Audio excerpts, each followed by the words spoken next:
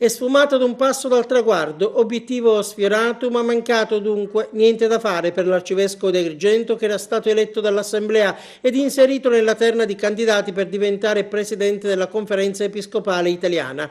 Papa Francesco ha deciso in piena autonomia, ha scelto il cardinale di Perugia Gualtiero Bassetti che succede così a Bagnasco. L'altro in corsa era il vescovo di Novara Franco Giulio Brambilla.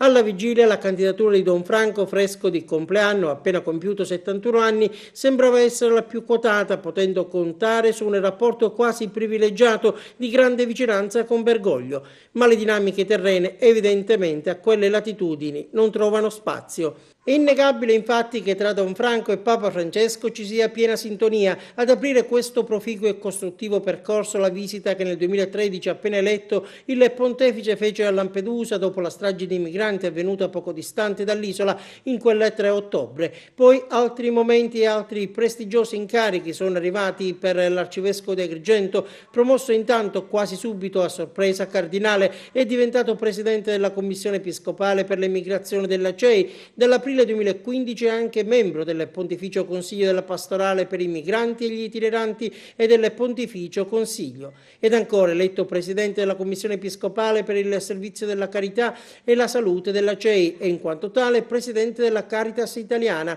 e della Consulta Ecclesiale degli organismi socio-assistenziali.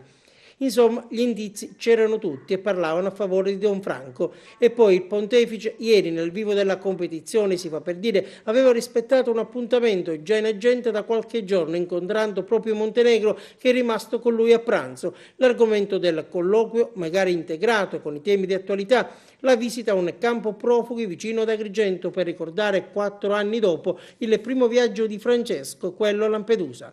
Montenegro, lo ricordiamo, è arcivescovo di Agrigento dal febbraio 2008, quando prese il posto di Monsignor Carmelo Ferraro, che si era dimesso per raggiunti limiti di età.